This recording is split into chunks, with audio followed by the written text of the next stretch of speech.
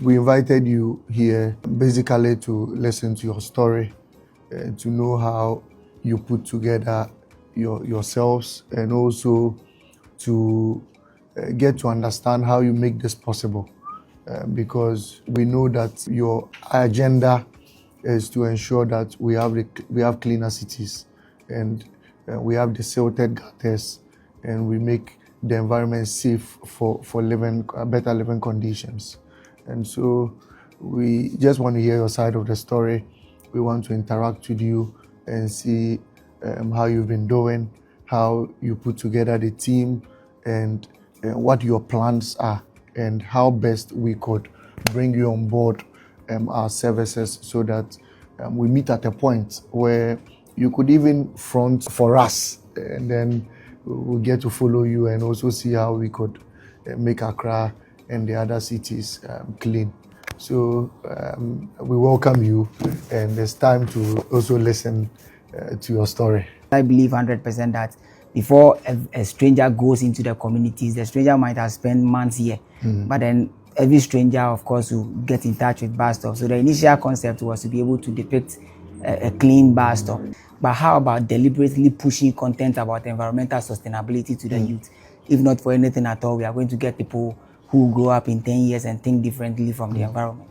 So that was basically how the whole concept of Bus Stop Boy started. To deliberately do content on environmental sustainability to the youth. Every great nation, for my own education and observation, is a nation that has a great environment. And if you look at all the countries that we, the youth, are yearning to go, it's because they have great environments. That's right.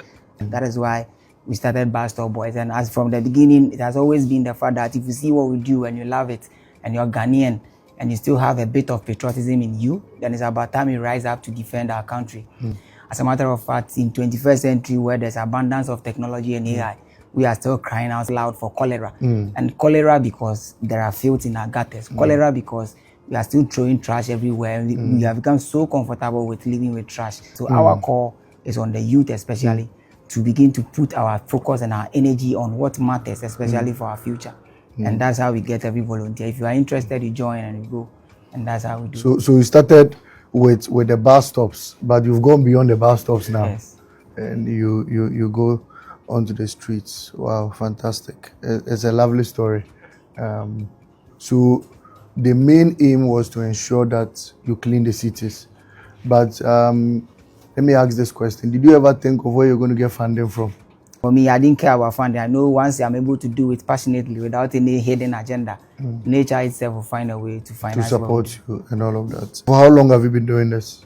July will be exactly 2 years. 2 years? Wow. The bigger dream is especially to make the kids, those who are in KG, kindergarten, all of them to begin to love the environment as much as anything they want to support in life. Because for me, without the environment, the whole concept of life will make sense.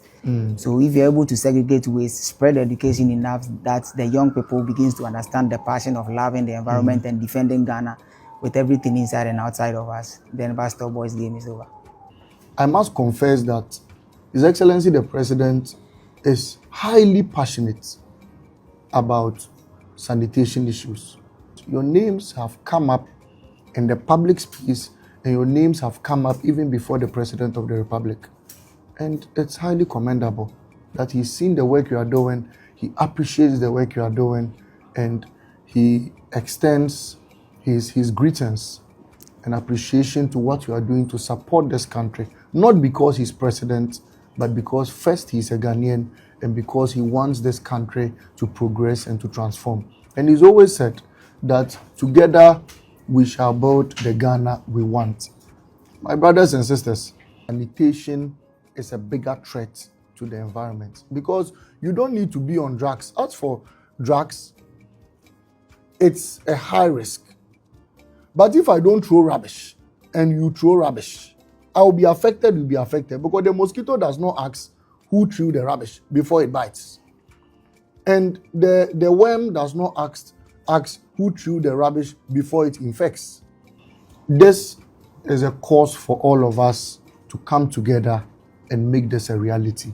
In the coming days, His Excellency the President has greater reforms for sanitation, so long as sanitation is concerned. And we at the Youth Employment Agency are willing to front this and take charge